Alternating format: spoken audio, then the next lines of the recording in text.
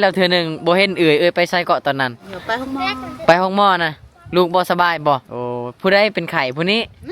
ได้เงินมาแต่ไสผมตัดผมโอ้ยตัดผมอยู่ไปห้องหมอลูกผู้ชายก็ตำได้บ่เข่านี่แต่ว่าบ่เคยเห็นเนาะเห็นแต่ผู้หญิงตำเนาะเป็นได้ผู้ชายเขาคือบ่ตำบ่เขาขี้ข้านบ่โอ้ขี้ข้านขมังคุณขี้ข้านนะครับมั้งแต่ผู้ชายนี่ขี้ข้านถ้าขี้ข้านกันแล้วได้เนาะแต่ผู้หญิงนี่ขี้ข้านบ่ได้คันว่าบ่ตำพัวเตะเลยบ่แต่เฮือนโอ้ตำเขานี่เป็นหน้าที่ของผู้หญิงเอาฟืนด้วยซะฟืนกับผู้หญิงกันส่วนลายเวียงเฮือนเวียกซ่านนี่เขาเจ้าจะยกให้เป็นผู้หญิงเบิดเลยเนาะใจผู้ใหญ่ใจดีโดยโดยขอบใจหลายๆเด้อผู้ใหญ่ใจดีที่ฝากมาให้น้องพอได้อันนี้เป็นเงินผู้ใหญ่ใจดีจากฝั่งไทยเด้อโดยขอบใจหลายๆเพิ่นฝากให้ลูกสาวเจ้าแต่ลูกสาวเจ้าบ่อยู่เนาะก็เลยฝากไว้ให้นำอีแม่เพิ่นเนาะพี่น้องสำหรับคลิปนี้บ่าวไทยบ้านนอกกะสิพาพี่น้องทุกคนเนาะไปฮู้จักนำกันว่าเป็นหยังผู้หญิงอยู่ในเขตชนบทจึงเฮ็ดเวียกหนักกว่าผู้ชายเนาะก็คือผู้หญิงนี่เฮ็ดเวียกหนักกว่าผู้ชายอีหลีได้พี่น้องเนาะบ่ว่าจะเป็นเวียกเฮือนเวียกซ่านเนาะเช่นตำข้าวตักน้ำแบกฟืนเนาะแล้วก็หา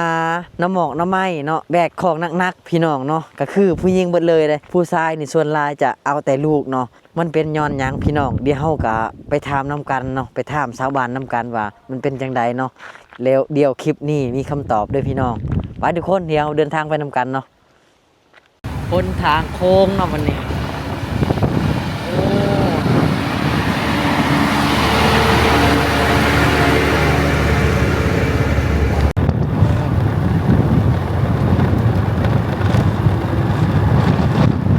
อันนี้คือเฮือนศาลพ่อแม่พี่น้องชาวบ้านอยู่ในเขตชนบทลาวเด้อพี่น้องเป็นชนเผ่าบรูตรีเนาะอยู่แถวนี้เนาะอยู่ในหมู่บ้านนี้น่าสิมีอยู่ประมาณ10ปลายหลังคาเฮือนเนาะประมาณนี้กะสิเป็นบ้านหนึ่งเนาะแล้วเพิ่นก็สิตั้งชื่อว่าเป็นบ้านหนึ่งแล้วเนาะอยู่ในนี้เนาะนี่บางบ้านก็มี 3-4 หลังคาเฮือนพี่น้องนี่เห็นบ่พี่น้องเนาะคือผู้หญิงนี่อายุหลายกะยังเห็นเวียกหนักคือเก่าเนาะโอ้สิหดผักบ่หรือตักน้ำกินโอ้ยนาสีน้ำตักน้ำกินนี่บรรยากาศหมู่บ้านละเตืองเนาะเมืองเซโปนแขวงสวรรณเขตพี่น้องเดี๋ยวสิไปย่ำอีกครอบครัวหนึ่งเนาะที่บ่าวไทยบ้านนอกเคยถ่ายเนาะสบายดีโอ้ได้ลูกน้อยแล้ววันนี้เนาะไหนลูกน้อยแล้วจากเดือนแล้วนี่2 เดือนแล้วโอ้ตั้งชื่อเลยบ่ชื่ออะไรนางอาตินผู้หญิงบ่ผู้ชายคือตั้งชื่อนางผู้บ่าวตินบ่โอ้บ่าวตินเนาะบ่าวไอตินตินนี่ไกลกับชื่อไผชื่อพ่อหรือไกลกับติดกับชื่อแม่ชื่ออ้ายติดกับชื่ออ้ายเลยบ่เช่นตะวันอ้ายกกชื่อนั้นได้ลูกกกฮะตะเว้นทินอันนี้สิ้นนายชื่อตินโอ้ยเนาะชื่อลูกเพิ่นก็ได้และชื่อลูกกกกุลาไปลิ้นแล้วลูกกกโอ้บ่ได้พอกันเฮิงเด้เนาะดนแล้วเนาะบ่ได้ไปถ่ายโอ้ยเนาะค่อยไปแล้วเทื่อนึงบ่เห็นไปใส่เกาะตอนนั้นไปห้องหมอนะลูกบ่สบายบ่โอ้ผู้ใดเป็นไข้ผู้นี้บ่เป็นจังได๋ตอนนี้เพิ่นกินข้าวกินน้ำดีๆอยู่บ่ดีเลยที่เป็นหวัดตอนนี้ดีแล้วบ่ดีแล้วโอ้ซื้อยามากินแล้วเนาะบ่ได้ทายเพิ่นโดนเนาะ3 มื้อเฮาไปห้องหมอ3 มื้อ3 มื้อไปห้องหมอห้องชีอ่ะบ่ได้เงินมาแต่ไสไปห้องหมอคลอดลูกน่ะตัดผมโอ้ยตัดผมอยู่ไปห้องหมอลูกตัดผมแล้วก็ไปห้องหมอตอนเกิดลูกนะได้ว่าบ่เกิดอันเป็นไข้ผู้นี้เป็นไข้โอ้ก็คือน่ะเกิดลูกแล้วบัดนี้เกิดลูกแล้วลูกน้อยเป็นไข้บ่มีเงินไปห้องหมอ แล้วก็ตัดผมขาย โอ้ยเนาะได้เท่าไรขายผมอ่ะ ลั่นหนึง ล้านหนึ่งคนลาวหรือคนเวียดซื้อ คนเวียดโอ้เบิ่งดูเราตัดยาวบันไดเบิ่งดูโอ้ย ยา เนาะ ตั้งแต่ยาแล้วก็ได้ ตาลุโตนเนาะนี่แหละเนาะอยู่ในเขตชนบทคือผู้บุมีกับบุมีอีหลีเนาะเอ้ยเนาะ ก็บ่มีเลย เพื่อสิไปโรงหมอได้เงินที่ไปโรงหมอกับเพิ่นน่ะได้ตัดผมตัวเองขายเนาะเพื่อไปซื้อยาซื้อหยังให้ลูกน้อยเพราะว่าลูกน้อยเพิ่นบ่สบาย ตอนนี้ก็ดีขึ้นแล้วเนาะ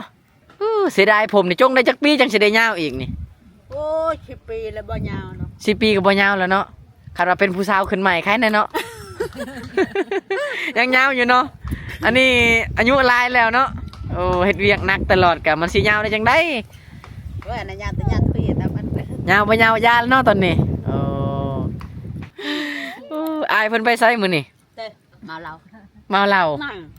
เตียง คือเมาเหล้าตลอดเพิ่นน่ะ เรื่องเป็นเหล่าใช่มั้ง โอ้ยเพิ่นกินแต่เหล้าเนาะบ่ได้ไปไสบัดนี้กินแต่เหล้า บัดเอื้อยเด้อซั่นเอาแต่ลูกผัวกินแต่เหล้าเมียเอาแต่ลูกเอา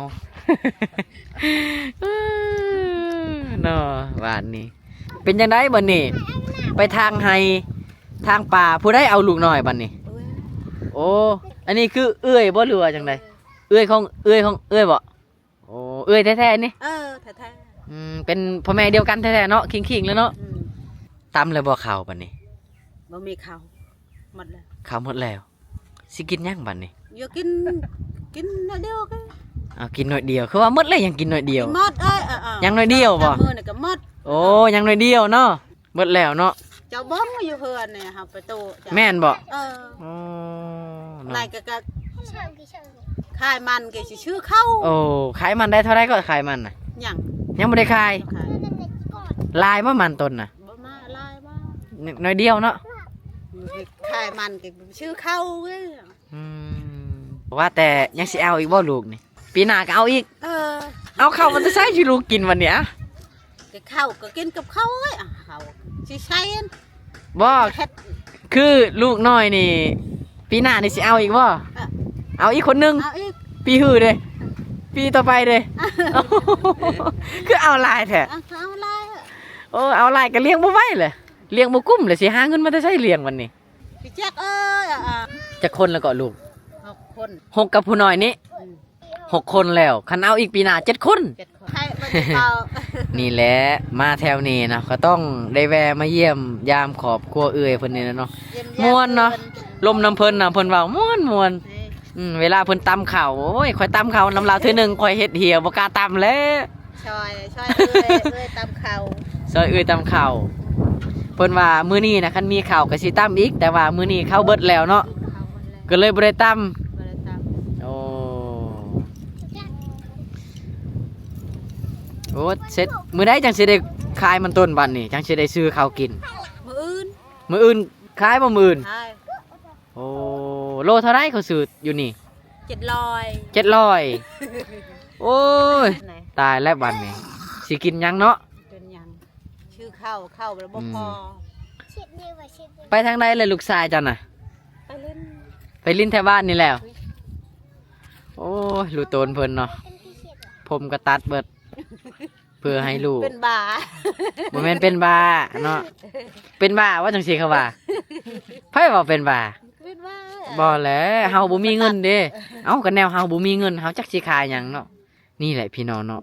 ความที่เพิ่นฮักลูกฮักเต้าเนาะผมตัวเองเนาะยังตัดเนาะ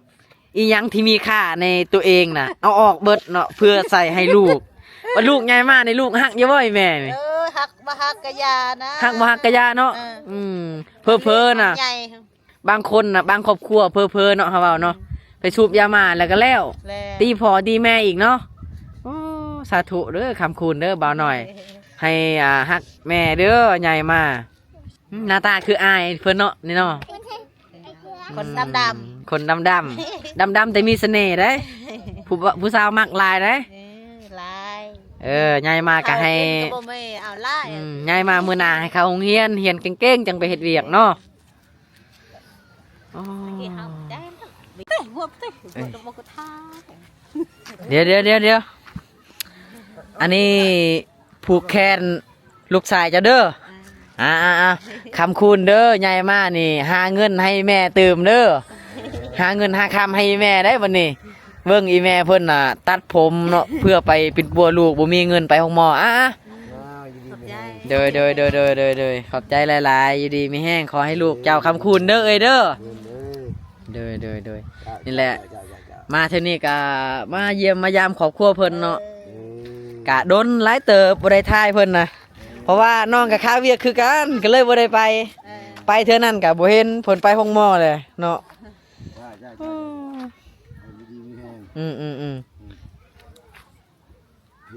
พี่เลยน้อง แม่นถูกต้องอ้ายเนาะ ฮักแพงกันเนาะโอ้เอาน้องไปพูนก่อนเด้อไปแล้วสิมาเยี่ยมมายามใหม่โดยอยู่ดีมีแฮงเด้อมื้อหน้าสิไปไทยใหม่เด้อบายบายผู้สาวน้อยบายบายไปก่อนเนาะเห็นบ่พี่น้องผู้หญิงอยู่ในเขตชนบทนะเฮ็ดเวียกหนักกว่าผู้ชายอีหลีเด้เนาะเห็นบ่นี่โอ้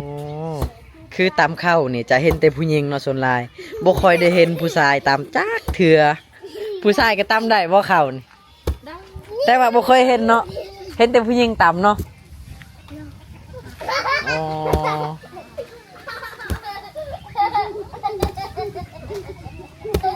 เป็นได้ผู้ชายเขาคือบ่ตามบ่ เขาขี้คร้านบ่โอ้เอาผู้หญิงคือดุซะผู้หญิงกับขี้คร้านคือกันแล้วเนาะ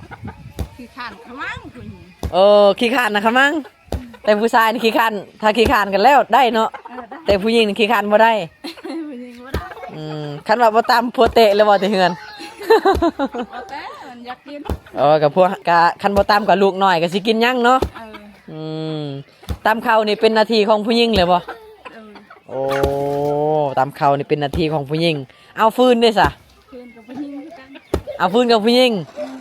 ตักน้ำ ตักน้ำผู้ชายตัก ผู้ชายก็ตักแน่ผู้หญิงก็ตักแน่อ๋อแบ่งกันเนาะตักน้ำนี่เนาะ โดย แต่ว่าตามข้าวนี่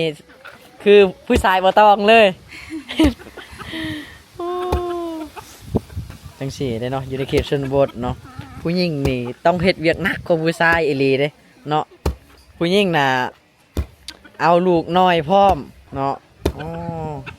ยามแรงผัดนึ่งข้าวพร้อมอีกเนาะผู้หญิงเนาะผู้ชายเขาก็นึ่งอยู่ตี้ข้าวน่ะ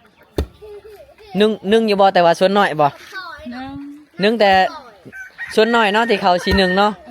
ส่วนหลายจะให้ผู้หญิงตื่นแต่เช้านึ่งข้าวล้างถ้วยล้างจานก็เป็นผู้หญิงเนาะแล้วก็ตำข้าวก็เป็นผู้หญิงส่วนหลายเวียกเฮือนเวียกซ่านนี่เขาเจ้าจะยกให้เป็นผู้หญิงเบิดเลยเนาะโอ้จังสี่ได้เนาะอยู่ในเขตชนบทถ้าผู้ใดเป็นผู้หญิงนี่ลำบากนะว่าบ่ลำบากเลยเฮ็ดเวียกหนักกว่าผู้ชายเนาะ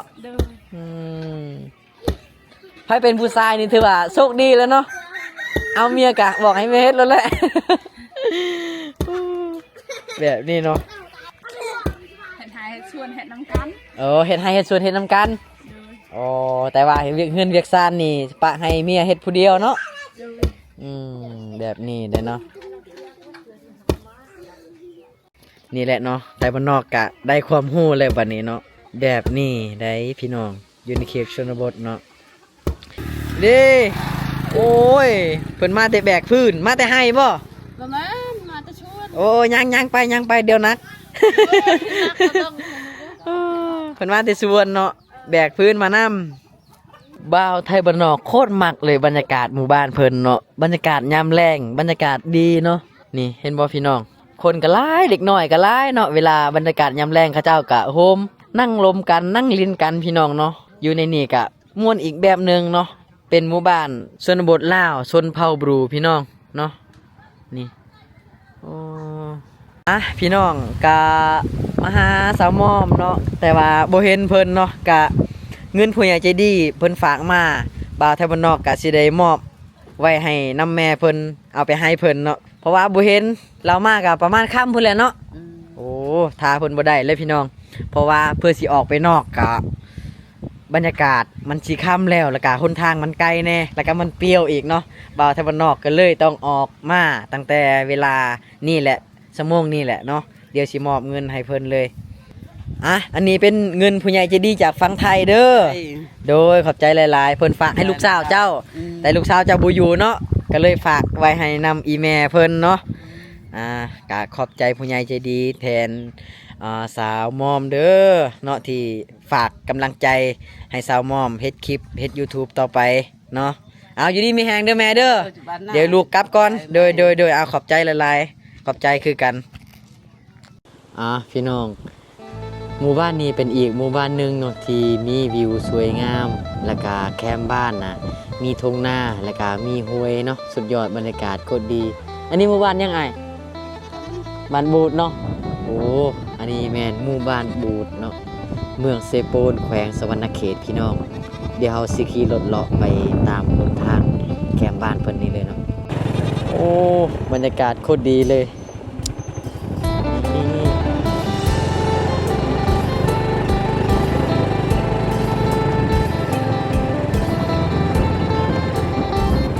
อันนี้เป็นครั้งแรกเนาะของบ่าวไทยบ้านนอกเนาะที่ได้ขี่รถจักรมาฮอดหมู่บ้านนี้เนาะไกลไล่เติบเนาะจากถนนใหญ่เข้าไปหมู่บ้านพี่น้องเพิ่นอยู่ตามหนทางจังซี่เลยเนาะ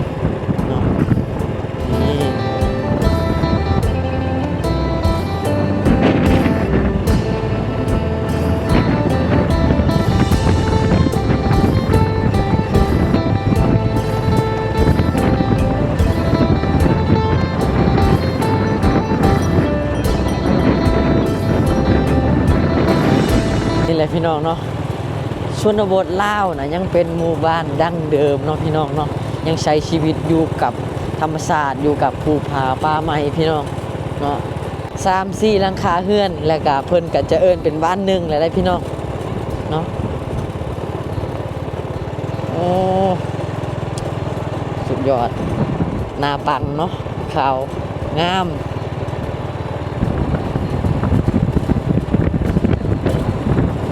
ทางโคตรดีเลยพี่น้องเนาะโอ้นี่พี่น้องที่เห็นอยู่ในแคมทางนะกกไม้จังซี่นะอันนี้เป็นต้นกาแฟแล้วก็ส่วนนั้นมากนี่แล้วก็ขนุนเนาะฝั่งไทยเอิ้นเนาะนี่อันนี้คือสวนกาแฟพี่น้องเห็นบ่ป๊อดกาแฟดกขนาดเลยเนาะนี่อาชีพหลักของชาวบ้านอยู่แถวนี้เขาเจ้าจะปลูกกาแฟขายเด้อพี่น้องเนาะปลูกกาแฟต่างแห้งแล้วเอามาขายให้เวียดนามนะคนเวียดนามเป็นคนซื้อนี่พี่น้องโลนึงนะ100,000 ดง100,000 ดงถ้าเป็นเงินกีบก็สิตกอยู่ประมาณ40,000 กีบเนาะไทยบ้านนอกฮะก็เคยเห็นเนาะกาแฟมันเป็นจังซี่เด้เนาะโอ้ดกขนาดเลยโตเนาะนี่ปลูกกาแฟเนี่ยมันต้องแบบบรรยากาศดีแหละกะบรรยากาศซุ่มเย็นเลยพี่น้องเนาะจังสีงามจังสีดกเนาะถ้าเกิดอยู่ทางบ้านบ่าวไทยบ้านนอกนี่ปลูกกาแฟจะบ่งามแล้วก็มันจะตายพี่น้องว่า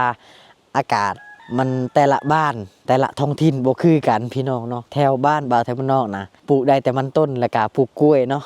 นี่อยู่ในเขตนี้บรรยากาศโคตรได้เลยนี่ที่เพิ่นตาดนี่มีแต่กาแฟเลยเนาะขาดแทนเนาะหมู่บ้านนี้น่าอยู่แล้วก็น่าเที่ยวพี่น้อง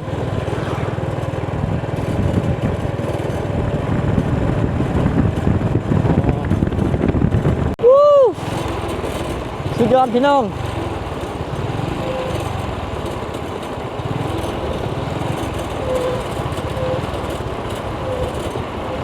ตอนนี้กับบรรยากาศเที่ยงเนาะ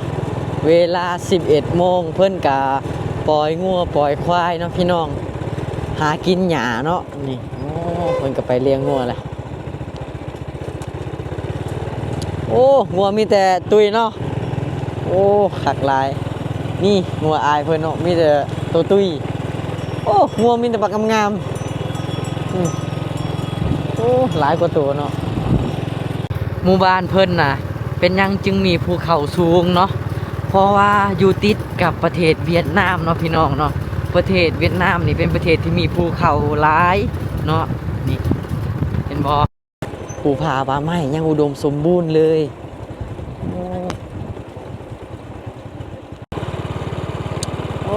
บรรยากาศโคตรดีเลยเนาะโอ้แถวนี้อยู่แถวภูเนาะอยู่ติดกับภูกับผาแต่ยังมีทุ่งนาเสยเนาะพี่น้อง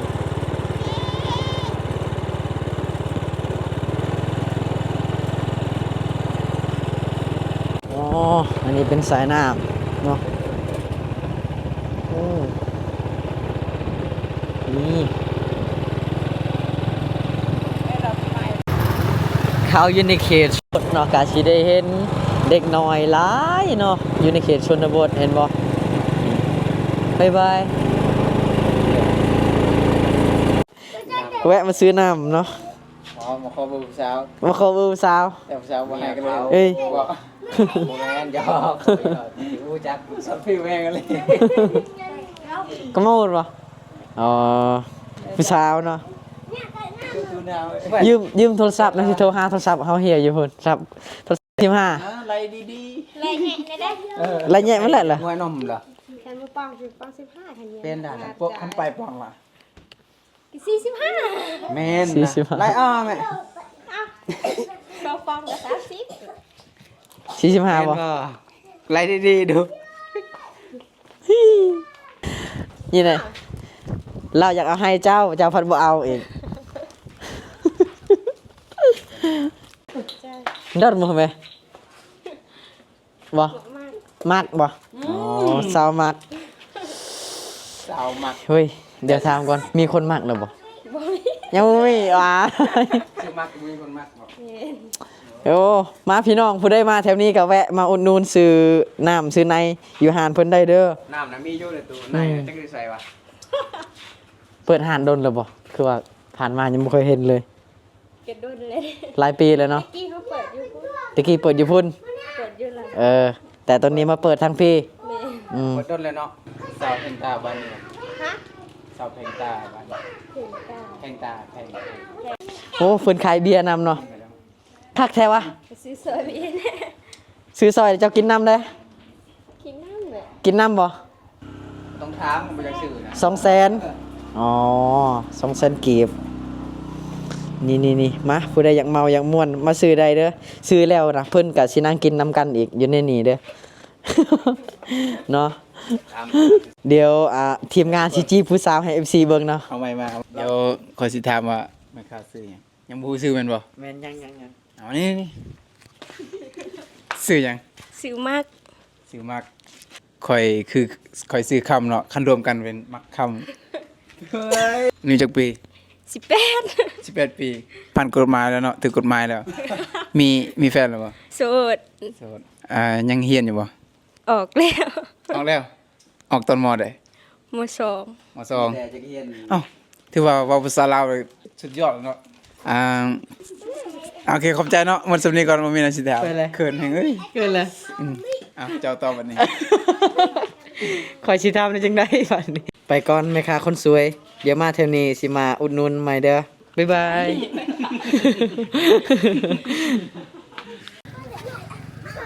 สบายดีบ่ได้พอกันดนเนาะเป็นจังไดช่วงนี้ ย้ายมาอยู่พี่แล้ววะเพื่อนหลังนั้นเดี๋ยวมั่งแหละมั่งแล้วเนาะโอ้ค่อยเดียวอ่ะสาวพลอยเอาผัวแล้วได้ปะแนมไปหาเพื่อนเจ้าหลังพุนบ่เห็นเลยย้ายมาอยู่พี่เฮิงปันใดเลยโดนปันใดแล้วได้แล้วเดือนบ่ได้แล้วเนาะตอนนี้ก็กินอยู่นำนาบาวบ่โอ้เนาะน้องเพิ่นอยู่พุ่นกับบ่ไหว้คือกันนะเนาะเฮ็ดเวียกอันนั้นก็เฮ็ดผู้เดียวอันนี้ก็เฮ็ดเวียกเฮ็ดงานกับไปเฮ็ดนำนาบาวเลยอ๋อ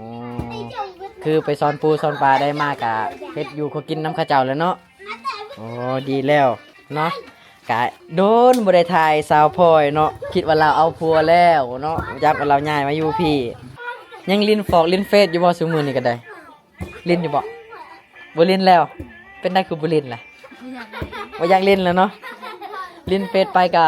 บ่มีคนคุย ว่าสาวพลอยอายมามื้อนี้ก็มาเยี่ยมมายามแล้วก็มีผู้ใหญ่ใจดีจากฝั่งไทยเพิ่นบอกว่าฝากไปให้สาวพลอยซื้อสบู่ในเด้อเพิ่นว่าไทยบ้านนอกอายก็เลยฝากมาให้ก็เลยเอามาให้น้องเนาะ ขอบใจผู้ใหญ่ใจดี โดย ฝากให้ โดยขอบใจหลายๆเด้อผู้ใหญ่ใจดีที่ฝากมาให้น้องพอได้ซื้อสบอกสบู่เนาะดีใจบ่บัดนี้ ดีใจหลาย พอได้ซื้อกระแปรงเนาะ โดย เออน้องกับเป็นผู้สาวแน่เนาะกะขอบใจผู้ใหญ่ใจดีที่สนับสนุนน้องพลอยที่บ่ลืมน้องพลอยเนาะ โดย ยังจำคลิปน้องพลอย แต่ก็โดนอีหลีบ่ได้ถ่ายคลิปน้องพลอยเนาะโดนแห้งอีหลีเดี๋ยวว่างๆก็สิมาถ่ายสาวพลอย เดี๋ยวว่างๆไปเฮ็ดคลิปน้ำเจ้าได้อยู่บ่ ได้ ยังเฮ็ดได้คือเก่าเนาะโอเค เดี๋ยวว่างๆก็สิไปถ่ายคลิปสาวพลอยสอนปลาสอนหยังหรือว่าหาน้ำหมอกน้ำไม้คือเก่าเด้อพี่น้องเนาะถ้าผู้ใด